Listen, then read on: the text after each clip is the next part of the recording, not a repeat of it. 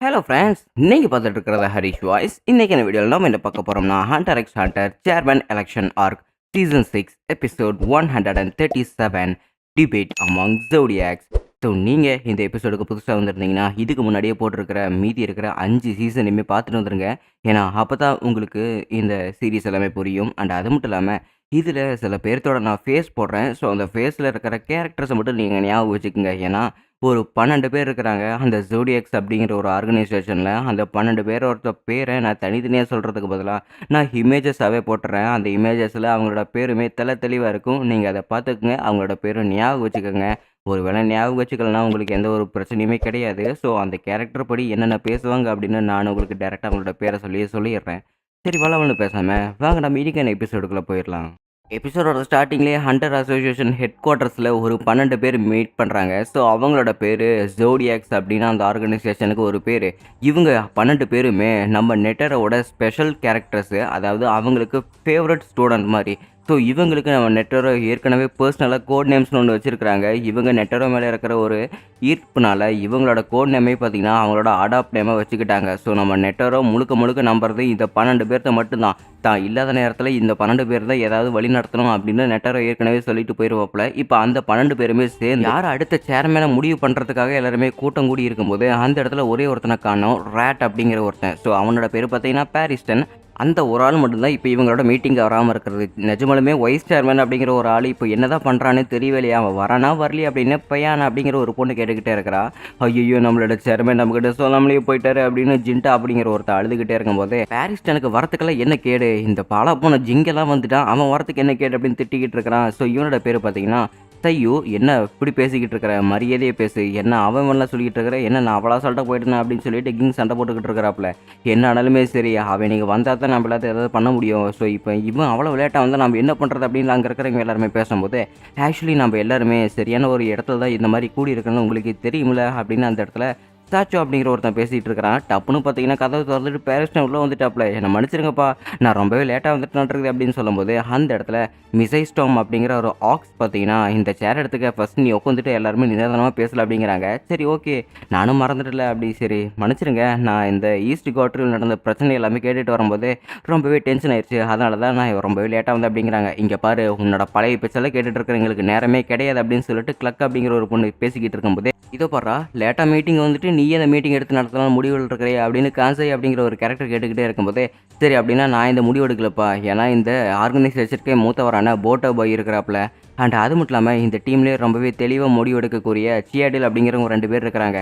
2 பேர்த்தில் யார் இந்த மீட்டிங்கை எடுத்து நடத்தினாலுமே எனக்கு பிரச்சனையே இல்லை. யாராவது எடுத்து நடத்துறீங்கப்பா அப்படிங்கும்போது அந்த 2 பேருமே பார்த்தீங்கன்னா மனசு விட்டுட்டாங்க. நீ எடுத்து நடத்த உங்கள்கிட்டலாம் எதுக்கு வம்பு அப்படின்னு கம்மிட்டு இருந்துக்கிட்டாங்க.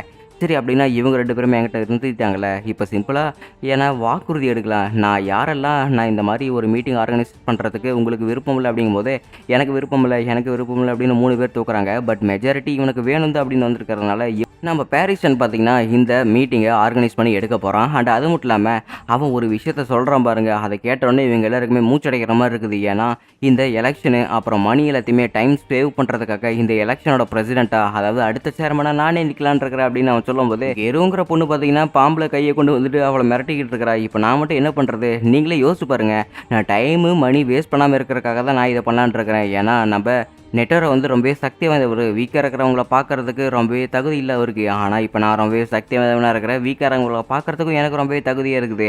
அதனால் நான் மற்றவங்கள நல்லாவே பார்த்துக்குவேன், சேர்மனாக இருக்கிறதுக்கு எனக்கு தகுதி இல்லையா என்ன அப்படின்னு பாரிஸ்டன் கேட்கும்போது அது மட்டும் இல்லாமல் நீ பார்க்குறதுக்கு இந்த மாதிரிலாம் பேசிகிட்டு இருக்கிற. அண்ட் இன்னொரு முக்கியமான விஷயம் உனக்கு தெரியுமா பாரிஸ்டன், நீ வைஸ் சேர்மன் ஆனதுக்கப்புறம் கிட்டத்தட்ட வருஷத்துக்கு 18 பேர்னு மர்மமாக செத்துக்கிட்டு இருக்கிறாங்களே, அது உனக்கு தெரியுமா அப்படின்னு மியாஸ்டன் கேட்டுக்கிட்டே இருக்கிறான். அப்படியா, எனக்கு அது தெரியாது அப்படிங்கிறாங்க. உனக்கு அது தெரிஞ்சாலுமே நீ தெரியும் தான்டா சொல்லுவேன். ஏன்னா நீ பதவி ஏற்கிறதுக்கு முன்னாடி 0.6% ஹண்டர்ஸ் தான் மிஸ்ஸிங்கில் இருந்தாங்க. ஆனால் நீ பதவி ஏற்றதுக்கப்புறம் கிட்டத்தட்ட 18% வந்து நிறைய பேர் வருஷத்துக்கு காணாமல் போயிட்டே இருக்கிறாங்க. ஹண்டர்ஸ் ஆகிறது ஒன்றும் பெரிய விஷயம் இல்லை, ஆனால் மர்மமான முறையில் காணாமல் போகிறாங்க, அதுதான் முக்கியமான விஷயம். நீ அதையே பெருசாக கண்டுக்க மாட்டேங்கிற அப்படின்னு ஆக்ஸ் கேட்டுக்கிட்டே இருக்கும்போது நானும் அடுத்த சேர்மன் ஆகிற அப்படின்னு கிங் டப்புனு முடிவு எடுத்துட்டாப்ல. அங்கே இருக்கிறவங்களுக்கு செம ஷாக்கிங்காக இருக்குது. நீங்கள் 2 பேருமே என்னமோ பைத்தியக்காரத்தனமா பண்ணிக்கங்கடா, 10 பேரில் உங்களுக்கு ஒத்த ஓட்டு கூட கிடைக்காதா அப்படின்னு எல்லாருமே மூஞ்சி தூக்கி வச்சுக்கிட்டு இருக்கிறாங்க. ஸோ இதை கேட்கும்போது பாரிஸ்டனுக்கு ரொம்பவே கோவம் வந்துருச்சு.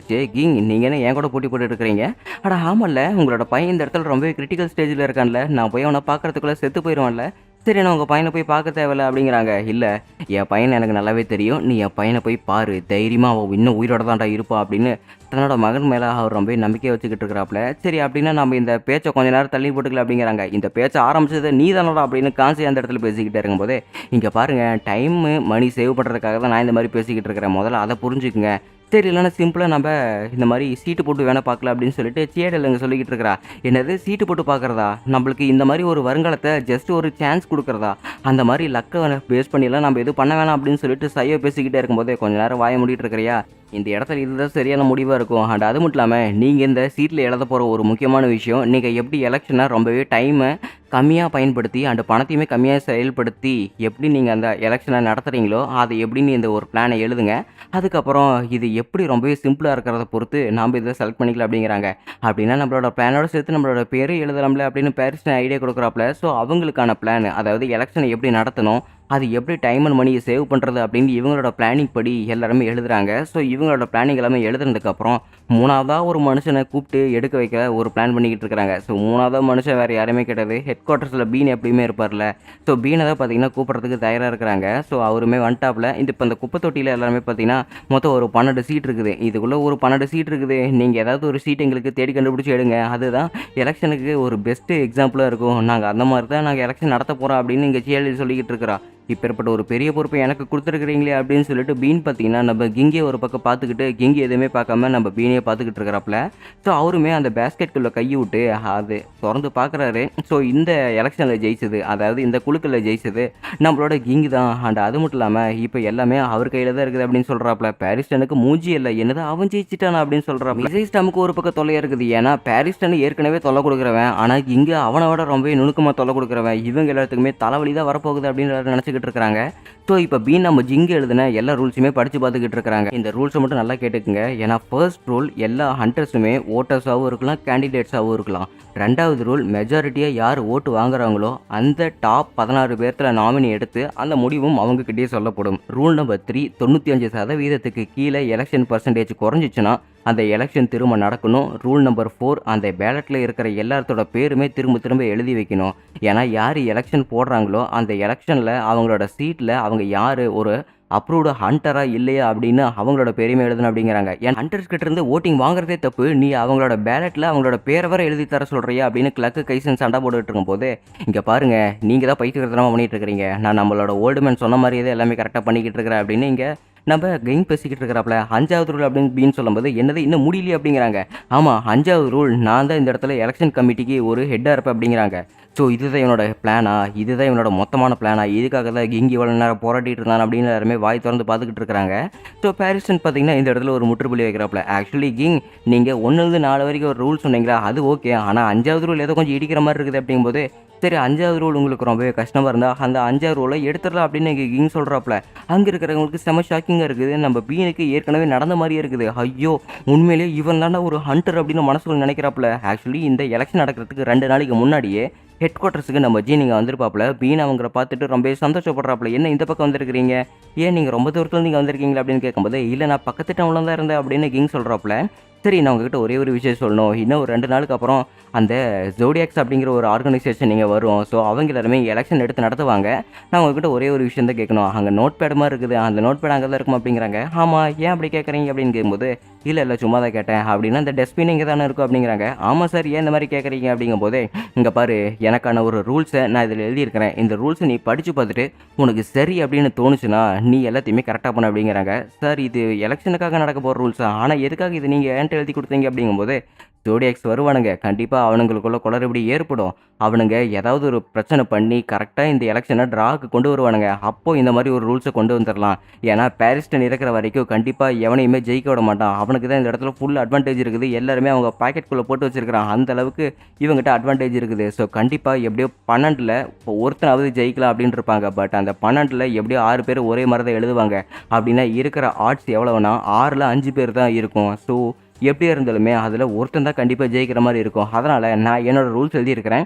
நீ உனக்கு மனசாட்சிப்படி அது சரியாக இருந்துச்சுன்னா நான் என்னோட பேப்பரை 3 தடவை மடித்து வைக்கிறேன். மற்றவங்க எல்லாரும் 2 தடவை மடித்து வைப்பாங்க. நீ அந்த பேப்பரை படித்து உனக்கு மனசாட்சி கரெக்டாக இருந்துச்சுன்னா நீ நாளைக்கு வந்து இந்த பேப்பரை கன்சிமெண்ட்டாமல் எடுத்துரு. ஒரு வேளை இந்த பேப்பரில் ஏதாவது தப்பு இருந்துச்சுன்னா மற்றவங்க யாராவது என்னை கண்டுபிடிச்சிட்டாங்கன்னா நான் உன் கண்ணுக்கு நேராக பார்த்து கீழே குனிவேன். அப்போவே நீ அந்த பேப்பரை எரிச்சு போட்டுரு. இதுதான் உனக்கான டாஸ்க் நாளைக்கு, புரிஞ்சுதா? ஏன்னா இந்த மாதிரி நான் சேர்மன் ஆகிறதுக்கு எனக்கு தகுதியே இல்லை. எனக்கு அந்த மாதிரி இன்ட்ரெஸ்ட்டுமே கிடையாது. நான் இந்த மாதிரி ஒரு ஃபன்னுக்காக தான் நான் இந்த மாதிரி பண்ணுறேன் அப்படிங்கிறாங்க. பட் சார் நீங்கள் அந்த 5வது ஒரு டீட்டெயில் வச்சுருக்கிறீங்களே, நீங்கள் தான் ஹெட் ஆகணும் அப்படின்னு சொல்லிட்டு கண்டிப்பாக அது யாரும் ஒத்துக்க மாட்டாங்க அப்படிங்கும்போது, ஆமாம் பின்ன அதை எல்லாமே அந்த ஃபஸ்ட் நாள் ரூல் அவங்கள ஒத்துக்க வைக்கிறதுக்காக தான். ஒரு ஹண்டராக என்னோட இறையை நான் தேர்ந்தெடுக்கலன்னா வேற யார் தேர்ந்தெடுக்க போகிறா அப்படின்னு கிங் சொல்லிட்டு போயிருப்பாப்புல. அப்போ புரியாது பீனுக்கு, இப்போ நல்லாவே புரியுது. ஹண்டர் அசோசியேஷனில் மொத்தமாக எத்தனை ஹண்டர்ஸ் இருக்கிறாங்க அப்படின்னு கணக்கெடுத்து பார்க்கும்போது மொத்தமாக 661 பேர் இருக்கிறாங்க. ஸோ எலெக்ஷன் நடக்கிறதுக்காக எல்லாத்துக்குமே நோட்டீஸ் போகணும்ல.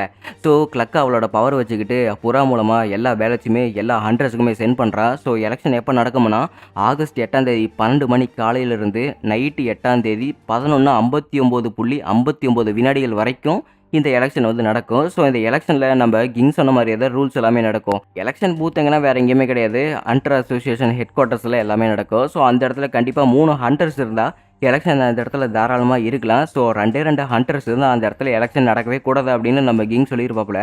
அதுக்கேற்ற மாதிரியே அங்கே இருக்கிற எல்லா ஹண்டர்ஸுமே பார்த்தீங்கன்னா வெயிட்டிங்கில் இருக்கிறாங்க. ஸோ கரெக்டாக 12 மணி ஆன அடுத்த செகண்டே பார்த்தீங்கன்னா கதவை திறந்து அவங்க பாட்டுக்கு பட்டன்னு ஓட்டு போகிறதுக்காக தயாராக இருக்கிறாங்க. ஸோ அந்த இடத்துல கரெக்டாக மணியுமே பார்த்தீங்கன்னா 12 ஆகுது. எல்லா ஹண்டர்ஸுமே ஹண்டர் அசோசியேஷன் ஹெட் குவார்ட்டர்ஸ்குள்ளே போகிறாங்க. அவங்களோட பேலட்ஸில் அவங்களோட பேர் கொண்டு அந்த பேலட்டில் யாருக்கு அவங்க முடிவு போடுறாங்க, அதாவது யார் அவங்க ஓட்டிங் பண்ணுறாங்க அப்படின்னு அந்த ஓட்டிங் லிஸ்ட்டோட அவங்களோட பேரையுமே அந்த பேலட்டில் எழுதி அந்த பாக்ஸில் போட்டுருவாங்க. இப்படி எல்லாருமே ஓட்டிங் போட்டு போயிட்டு இருக்கிறாங்களா. ஸோ இவங்களுக்கு ஆச்சரியம் தர மாதிரி அந்த இடத்துல நம்ம ஹிசோகா தான் வந்திருக்கிறா. ஸோ சீசன் 1 இருக்கிற எல்லாருமே வந்திருப்பாங்க. ஆனால் ஹிசோகா வராமல் இருப்பானா, நீ ஒரு பைத்தியக்கார கொலகாரனாச்சு, நீங்களே இங்கே எதுக்கு வந்த அப்படின்னு அந்த இடத்துல கைசன் கேட்கும்போது, பார்த்தீங்களா நான் இந்த பேப்பரில் எதுவுமே எழுதலை, நான் சும்மா தான் உங்களை பார்த்துட்டு போலன்னு வந்தேன் அப்படின்னு சொல்லிட்டு அவன் அந்த பேப்பரை காட்டிக்கிட்டு இருக்கிறான். அப்புறம் எதுக்காக நீங்கள் வந்து அப்படின்னு சொல்லிட்டு எல்லாருமே ஒரு மாதிரி பார்த்துக்கிட்டு இருக்கிறாங்களா. நம்ம ஹிசோகா அவங்களோட ஒவ்வொரு மூஞ்சியுமே பார்த்துட்டு கைசனுக்கு 75 பாயிண்ட்டு, இந்த ரேபிட்டுக்கு 65 பாயிண்ட்டு அண்டு ஜியாண்ட்டுக்கு கண்டிப்பாக ஒரு 45 பாயிண்ட்டு தான் வரும் அப்படின்னு அவன் பேசிக்கிட்டு இருக்கிறான்.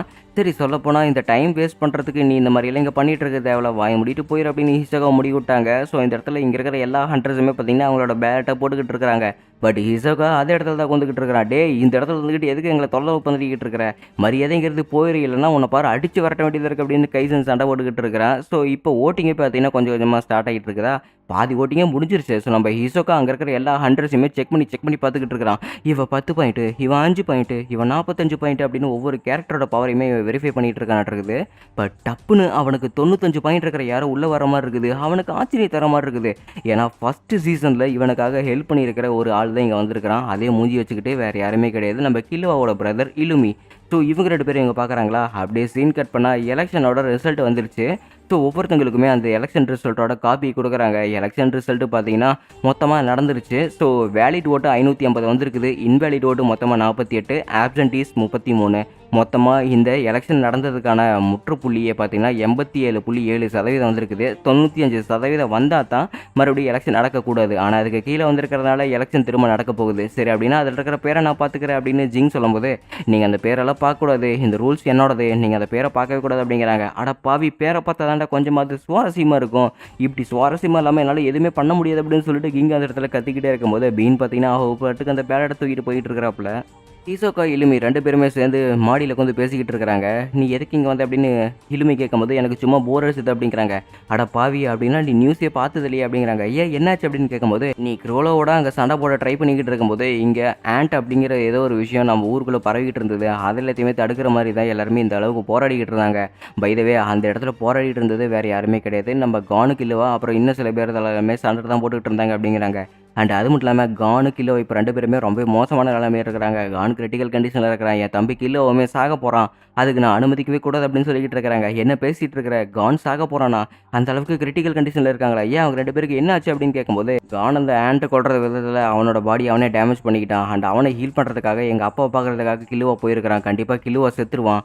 அண்ட் எனக்கு இன்னொரு முக்கியமான விஷயம் என்னன்னா, என்னோட யங்கர் பிரதரை நான் கொன்னாகணும், எனக்கு அது ரொம்பவே உறுத்திக்கிட்டே இருக்குது அப்படின்னு சொல்லிட்டு இங்கே இலுமி சொல்கிறான். அப்படியே நம்ம ஜோல்டிக் ஃபேமிலியோட ஃபோட்டோ குரூப் ஃபோட்டோவை தான் கட்டிக்கிட்டு இருக்கிறாங்க. ஏன்னா தன்னோட பிரதர்ஸில் மொத்தமாக 4 பேர் தான் இருப்பாங்க அப்படின்னு நினச்சிக்கிட்டு இருக்கும்போது தன்னோட யங்கர் பிரதர் அந்த ஃபோட்டோவில் இல்லாமல் தலையை திரும்பி வச்சுருப்பான். அது யாருன்னு தெரியல. பட் இவனை கண்டிப்பாக கொன்னாகணும் அப்படின்னு இங்கே இலுமி முடிவெடுக்கிறான். அதோட எபிசோட் முடிக்கப்பட்டதே.